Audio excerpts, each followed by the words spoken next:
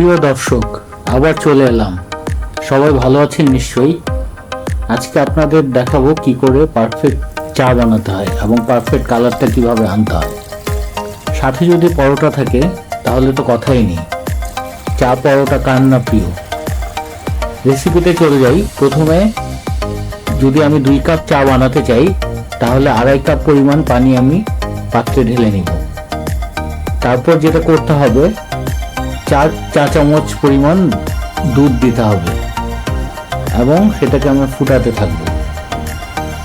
ফুটাতে থাকার পরে বলকটা যখন চলে আসবে তখন 4 চা চামচ পরিমাণ চা দিয়ে দিব এবং ফোটাতে থাকবো এবং কালারটি আসা পর্যন্ত অপেক্ষা করব। নিচু আঁচে 10 মিনিটের মতো রেখে দিতে হবে। তারপর হয়ে যাবে আপনার পারফেক্ট কালারের চাটি।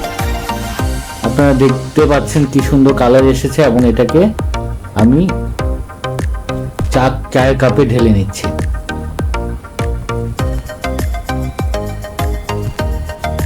এবার পরোটা বানিয়ে নিব। ডো বানানোর জন্য ময়দা, তেল, গরম পানি পরিমাণ মতো মিশাবো এবং একটি পারফেক্ট ডো বানিয়ে নিব। তারপর পরোটাটি ভেজে নিব যেমনটি দেখতে পাচ্ছেন। হয়ে গেল পারফেক্ট চা এবং পরোটা। এখন টেস্ট করার পালা। পরোটাটি এখন আমি চায়ের সাথে ভিজে খাবো। সেরকম মজাদার একটি রেসিপি। এনজয় করুন। ভালো লাগলে লাইক এবং সাবস্ক্রাইব করে পাশে থাকুন। ধন্যবাদ সবাইকে।